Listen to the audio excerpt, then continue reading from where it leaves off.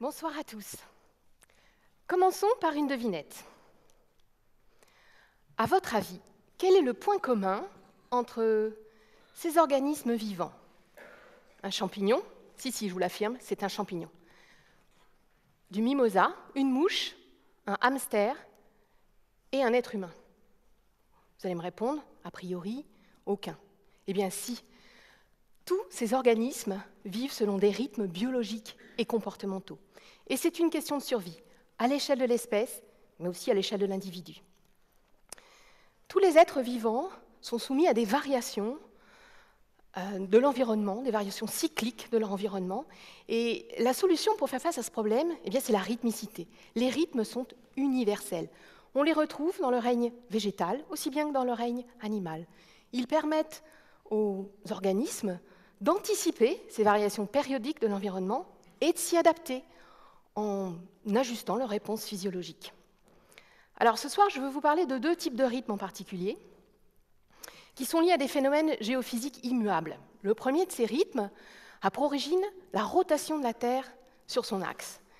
Et ce mouvement conduit à l'alternance des jours et des nuits. Cette alternance de jour et de nuit est appelée rythme nyctéméral. Alors nyctéméral, ça vient du grec nuktéméron, qui comprend deux mots, nux, nuktos pour nuit, et héméra pour jour. Alors, au cours d'un dîner, si vous voulez en jeter un peu, n'hésitez pas, au lieu de parler d'une journée, parlez d'un nyctémère. Ah, mais articulé, parce que ça pourrait prêter à confusion. Donc, tous ces êtres vivants sont soumis à ces rythmes géophysiques nyctéméraux, et ça conduit en fait à l'émergence chez ces êtres vivants de rythmes journaliers ou circadiens. Alors, circadien, là, cette fois, ça vient du latin. Circadiem, qui signifie environ un jour. En effet, ces rythmes ont une période de 24 heures, et peu de rythmes sont aussi répandus dans le monde vivant. Alors, je peux vous citer évidemment en premier lieu quelque chose que vous connaissez bien, les cycles veille-sommeil, mais notre activité physique et notre activité intellectuelle aussi sont soumis à des rythmes. Il y a des moments de la journée où on est très actif, très concentré, on est très vigilant, et d'autres moments où on n'a qu'une envie, c'est d'aller faire la sieste, et j'en parlerai tout à l'heure. Également des rythmes, le rythme de température aussi. Notre température corporelle varie au cours d'une journée, elle augmente pendant le jour et puis elle diminue pendant la nuit. Toutes ces fonctions biologiques, toutes ces fonctions physiologiques sont circadiennes. Alors, les rythmes sont connus depuis l'Antiquité, ils ont été décrits par de nombreux naturalistes, Pline l'Ancien, Aristote, Théophraste, et pour eux, ils traduisaient la symbiose des êtres vivants au temps cosmique. Et les premières observations sur les rythmes, en fait, ont été obtenues par l'étude du règne végétal, par des botanistes, et l'un d'entre eux, Carl von Linné, avait proposé une horloge florale.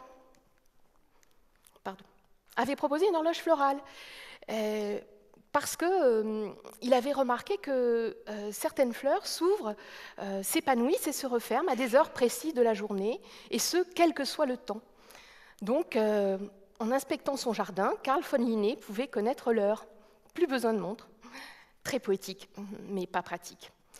Donc, plus tard, les chronobiologistes, les scientifiques qui étudient les rythmes, communauté scientifique à laquelle j'appartiens, se sont interrogés sur l'origine de ces rythmes. À savoir, est-ce que ces rythmes sont d'origine endogène? Est-ce qu'ils sont produits par les organismes eux-mêmes? Ou alors, ces rythmes sont-ils le résultat, l'impact direct de l'environnement sur les organismes vivants? Eh bien, la première réponse à cette question a été apportée par un scientifique français, un astronome, Jean-Jacques d'Orthous de Meyran. Cet astronome avait remarqué que le mimosa, connu pour sa capacité à ouvrir ses feuilles au lever du jour et les refermer à la tombée de la nuit, conservait cette propriété même s'il était maintenu à l'obscurité constante. Il s'agissait donc là de la première preuve expérimentale de l'existence d'un rythme intrinsèque à cette plante, d'un rythme endogène. Plus tard, bien plus tard, les scientifiques, donc ça date du siècle dernier quand même, dans les années 70, les chronobiologistes se sont interrogés cette fois sur la nature des rythmes. Et en fait, curieusement, les les informations les plus pertinentes pour répondre à cette question ont été obtenues en utilisant un modèle assez surprenant, en utilisant un modèle qui est une espèce de mouche, la mouche du vinaigre ou drosophile que vous avez vu au début. Et grâce à cette mouche, on sait maintenant que les rythmes sont gouvernés par des gènes qu'on appelle des gènes horloges, parce qu'en interagissant entre eux, ils composent des petites horloges moléculaires qui sont présentes dans chacune de nos cellules. J'étais trop vite. Dans chacune de nos cellules. Chez les mammifères, on sait que toutes ces petites horloges, dans l'ensemble de nos cellules, sont gouvernées par une horloge maîtresse qui est localisée à la base de notre cerveau, dans une zone qui bat comme un métronome et donne la mesure du temps à notre organisme. On l'appelle, cette zone, les noyaux suprachiasmatiques. Ils sont composés de 20 000 cellules nerveuses, 20 000 neurones, et ils sont localisés au-dessus du chiasma optique. C'est la raison pour laquelle on les appelle les noyaux suprachiasmatiques, stratégiquement positionnés au croisement des nerfs optiques. Alors, lorsque ces noyaux suprachiasmatiques sont endommagés, inutile de vous dire que les rythmes disparaissent complètement, c'est très chaotique. Les cycles veille-sommeil sont complètement aberrants. Bref, on perd la boussole. Alors comme je vous l'ai dit plus tôt, les rythmes circadiens ont une période d'environ 24 heures. Mais ce n'est pas très précis quand même. Et ça a été vérifié par des expériences très célèbres qui ont été menées par un géologue français très connu qui s'appelle Michel Siffre et qui a accepté l'idée d'aller dans une grotte complètement isolée de toutes les informations provenant de l'extérieur. Et il a répété cette expérience à plusieurs reprises et il était observé par des scientifiques. Bilan de ces observations, l'horloge biologique de Michel Siffre, comme celle de nous tous, bat en 25 heures environ. Alors, évidemment, 25 heures, c'est plus long, c'est plus lent que le rythme de rotation de la Terre sur son axe. Donc, il faut en permanence recaler cette horloge biologique, c'est nécessaire. Et le moyen que la plupart des êtres vivants utilisent pour recaler cette horloge biologique, eh bien, c'est d'utiliser des repères temporels, qu'on appelle aussi donneurs de temps. Et le principal donneur de temps, c'est la lumière, et en particulier la lumière bleue. Le spectre bleuté de la lumière. Voilà, qui apparaît là maintenant devant vous. Alors là, avec cette lumière bleue devant vos yeux, elle vient. Les photons lumineux sont en train en ce moment de cibler certaines cellules de votre rétine qui sont directement connectées à vos noyaux suprachiasmatiques et qui sont en train de les stimuler. Voilà, donc vous êtes un petit peu plus réveillés, vous allez pouvoir écouter la suite de ce dont je veux vous parler, et plus précisément du second type de rythme. Je vais vous parler maintenant d'un rythme, un autre rythme lié, celui-ci aussi, à un phénomène géophysique. Il s'agit du mouvement de rotation de la Terre autour du Soleil. Et ce mouvement entraîne l'alternance des saisons dans les zones tempérées. Alors, évidemment, tout le monde sait que les saisons, c'est une période très agréable où les températures sont clémentes, la nourriture est abondante pour tous les animaux qui sont sous ces latitudes, suivi d'une période où, au contraire, les températures sont très rudes, la nourriture est rare. Eh bien, cette alternance a permis l'instauration de rythmes annuels chez certaines espèces. Et vous les connaissez bien, ces rythmes annuels, ils nous entourent tous. Alors, il s'agit de la migration pour les oiseaux, par exemple.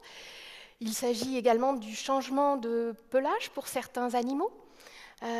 Changement de couleur, changement d'épaisseur, et puis certains animaux préfèrent carrément hiberner dans un petit terrier, c'est le cas de notre hamster du début.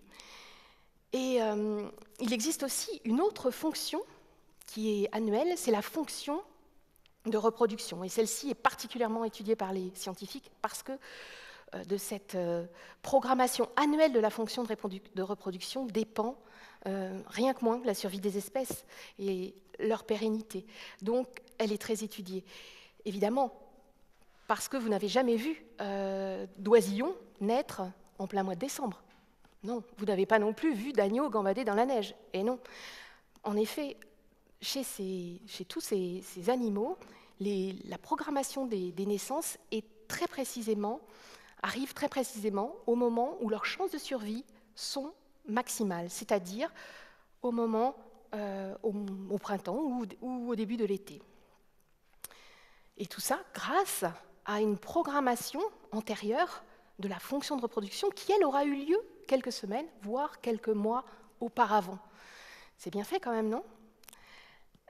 Voilà, donc là je viens de vous parler du monde animal, mais nous aussi, humains, nous sommes aussi soumis à l'alternance des saisons.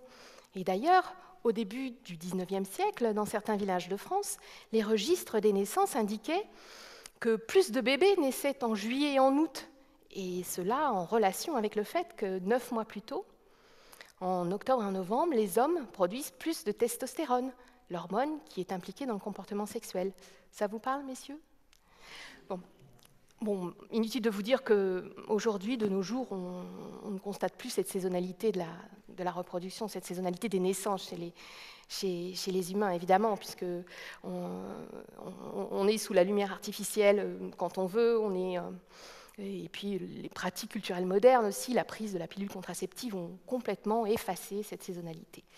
Mais en revanche, on est quand même sensible à certains facteurs et on constate quand même une certaine annualisation. Des rythmes annuels existent, perdurent encore. Et par exemple, je vais vous citer le fait que nous sommes plus sensibles aux maladies infectieuses pendant l'hiver, au moment où nos défenses immunitaires sont au plus bas.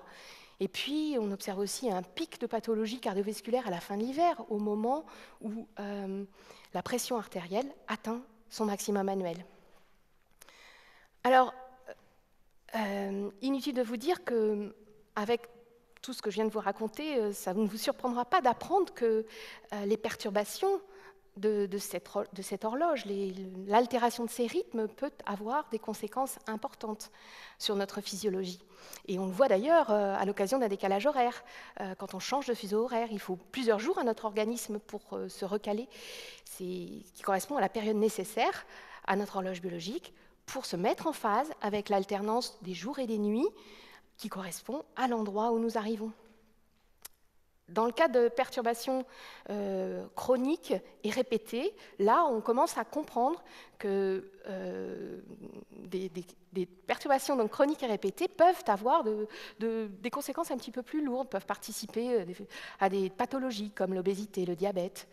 Bon, à l'inverse, on a vraiment beaucoup à gagner, on a vraiment beaucoup de profit à tirer de l'étude du fonctionnement de nos rythmes et de notre horloge biologique. Et c'est particulièrement vrai quand on pense à la chronothérapie, un principe qui est appliqué de plus en plus et avec succès en milieu hospitalier. Maintenant, je vais vous parler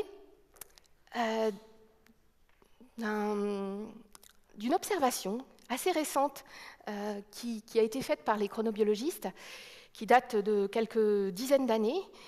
Et ils ont constaté une dérive de nos rythmes biologiques. En effet, notre phase de repos diminue au profit de notre phase d'activité, ce qui conduit à la perte d'environ 1 à 2 heures de sommeil en moyenne par nuit. C'est énorme. Et ça, évidemment, en lien aussi avec la lumière artificielle, avec nos pratiques culturelles modernes qui nous permettent de nous connecter à tout moment de la journée, de la nuit, avec n'importe qui sur la planète. Donc, nous grignotons notre phase de repos pour rester actif plus longtemps. Et c'est vraiment quelque chose auquel on doit penser et qu'on doit peut-être arriver à corriger aussi. Donc voilà, je voulais terminer en vous disant combien, pour moi, scientifique, c'est impressionnant de voir à quel point tous les êtres vivants sont intimement liés à ces rythmes naturels, et j'espère vous avoir fait un petit peu partager ce sentiment ce soir. Notre horloge biologique est un mécanisme constitutif de la nature même des êtres vivants. Elle nous a aidés à survivre, elle nous a aidés à nous adapter à ce milieu toujours changeant. Alors, sachons l'écouter, sachons la respecter. Par exemple, éteignons nos portables, smartphones, ordinateurs qui entre parenthèses, émettent une lumière bleue insidieusement. Éteignons-les 2 heures avant le coucher, et puis baissons progressivement les lumières au cours de la soirée. Et puis, pourquoi ne pas tenir compte de nos rythmes biologiques dans notre organisation sociale? C'est vrai. Est-ce qu'il y a des entrepreneurs dans la salle? Oui? Bon, eh bien, pourquoi ne pas permettre à vos employés de faire une sieste au moment où leur vigilance est au minimum, leur capacité de concentration également? Et pourquoi ne pas tenir compte de ces critères pour organiser les équipes, les horaires des équipes de travail? Bon, je sais que certains ont déjà franchi le pas. Petit à petit, les idées font leur chemin, à chacun son rythme. Merci.